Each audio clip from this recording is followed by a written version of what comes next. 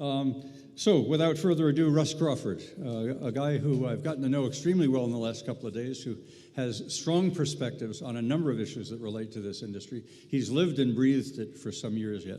So, Russ, you've got a panel to work with, a team of three, so I welcome you to the stage. And introduce yourself.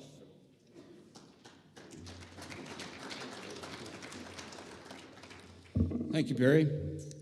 Well, this is really an exciting group. I did not expect this kind of turnout, so I'm delighted, I gotta say. And it speaks volumes to the need for provincial organizations as well as this national one. I got involved in the hemp industry in about 2008, and I've been closely aligned with the Canadian Hemp Trade Alliance for all of those years, and for 6 of them as president. So I've really had an opportunity to meet a lot of you. I know many of you very well. I've been to some of your facilities, and I've been fighting the good fight with all of the other members of the CHTA over the years, and certainly with Ted Haney now as the new president of the CHTA. So gathering like this and getting the opportunity to network and interact with each other, as Clarence said, it's been a while since we've all been able to get together, and that's really a delight, and I'm certainly happy to be a part of that. I'm going to shift the focus a little bit here, and we've had some really big announcements. We've had some big numbers, some big companies, but I want to stress the fact that hemp is a really diversified crop. In many ways, it's a very regional crop. Not so much on the food side. You've seen where Clarence's slide there, where they're drawing hemp food from all over Canada. Hemp fiber is a little different, as many of you know. It's quite regional. You can't haul a bale of hemp very far before the freight exceeds the value of the bale. So there's a real importance in developing regional businesses. The Northern Alberta Hemp Alliance has done a fabulous job. All of those members recognize that and said, you know, pick us. We want to see businesses in our communities. And each one of them builds a pretty good case for doing that. So what we're going to see right now is to have a conversation with some people who are building regional businesses. These are smaller scale, but they're important. Every single business in hemp is important. There's room for everybody. And that's one of the reasons that we're able to work together. I think, I don't know whether it was you or somebody else mentioned the fact that, you know, these industries seem to collaborate really, really well. It's true. And part of that is just simply because there's so much opportunity. There's room for everybody. So that diversification is an important part of that in terms of an agricultural application. You know, the carbon sequestration part is also a significant opportunity in hemp. So we've got a lot to talk about, and each one of these regional businesses can bring value not only to their local communities, but to the industry overall.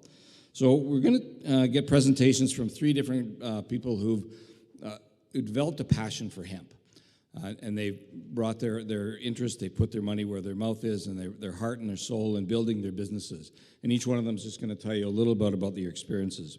The first one speaking will be Jesse Hahn, and Jesse's a professional agrologist. He's worked with Tamtechley and Natural Fibers Technology for quite a number of years, developing fiber products and the fiber industry. Jesse's got some expertise in carbon offsets as well as reclamation and remediation. So he's been living in this world both academically and now application-wise in their business. Aaron Barr will be speaking next. Aaron is the Chief Executive Officer of sorry, I drew a blank there. What's Canadian Rockies? Thank you. I can forget that. Canadian Rockies Hemp, and you know, Aaron's started at the ground. He started with farming, with you know, developing varieties, with creating specific varieties of hemp that would work very, very well for a business they saw in terms of processing.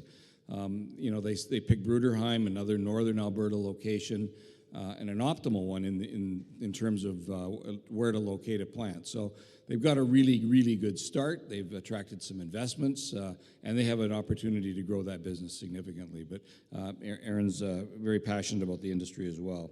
And lastly, Colleen Steen, who has been working in Eastern Canada for many, many years, but returned to her roots in Barrhead and saw some opportunity to do something a lot more interesting with more value, to collaborate with her daughter. I know how much fun that is, working with your kids on stuff, right? I've done some of that myself. So good for you, and Colleen will tell you a little bit about what she's doing in Barrhead And so I really look forward to these presentations, remembering that every business is, contributes to the bigger story of hemp, and in particular here in Alberta. We are doing a better job in Alberta than in the other provinces, I think, and I've seen, that interaction of the governments and the people in the provinces, the farm communities, the processors. I'm excited to be involved with working with the Alberta Hemp Alliance. I think we're on a really good path, and we're doing some really good things. So please welcome, in order, I'll just let them come up and speak, Jesse, Aaron, and Colleen. Thank you. Jesse.